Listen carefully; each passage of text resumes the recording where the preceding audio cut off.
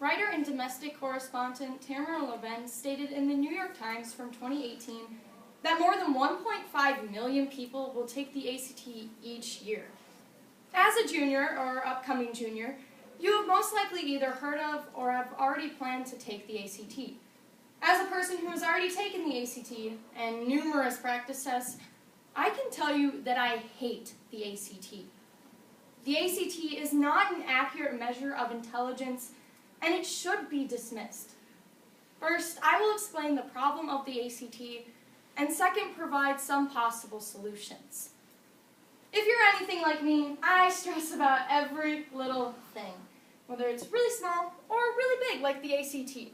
I can assure you that I have been stressing about the ACT probably since the end of my sophomore year. As a person who also typically enjoys watching TED Talks, a couple of months ago I came across Daniel Leventon, an American-Canadian cognitive psychologist and neurologist, in his TED Talk, How to Stay Relaxed When You'll Know You'll Be Stressed. He states, when our body and mind are under stress, it produces cortisol. And this is the stress hormone, and it also clouds our thinking. So, like when we're taking the ACT and we're under that time constraint to finish everything, our cortisol levels are increased, ultimately clouding our thinking. The ACT website states that it is dedicated to help people in education and workplace success. But how is this true, since we are under this time constraint to finish all these questions? There is such an urgency to finish all the questions that our cortisol levels increase, and we won't answer questions most efficiently because our thinking is clouded. The ACT is not an accurate measure of intelligence because it only focuses on how well of a test taker you are and not based on what you actually know. And how are we even supposed to say the ACT is legit anymore, since there's all these college cheating scandals going on right now anyway? I remember reading a couple months back, a person was either going to sue or leave their Ivy because they believed that their degree wouldn't mean as much to them anymore. Now that I've explained the problem of the ACT, we can now find some possible solutions to this problem. Clearly, I think the answer is right in front of us.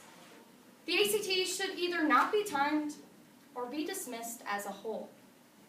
If it can't be dismissed, then the time constraint and to finish questions should be eliminated. It could be like one of the standardized tests like what we have, such as the MCA, and this could also supplement the ACTs since it's not timed. If it still has to be timed, then partial credit should be given for the next best answer.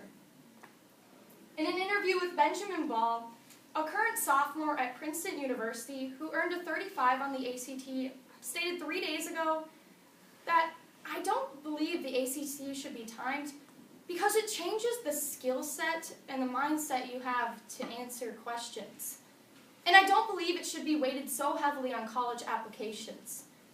Extracurriculars, other interests, and heck, even GPA is a more comprehensive understanding of a student in their high school career versus one 3-hour period, which can be affected by so many external factors. I know the ACT is supposed to be a predictor of how well you'll do in college, but how can we say that's actually accurate when we are put under so much stress to answer questions within a given time frame? Now that I've explained the problem of the ACT and the possible solutions, we can see how the ACT either must go or not be timed. The ACT is not an accurate measure of intelligence, and it should either be dismissed or not timed. I know colleges are moving away from the ACT, but I don't want to be rejected from an elite college solely based on my ACT score is too low.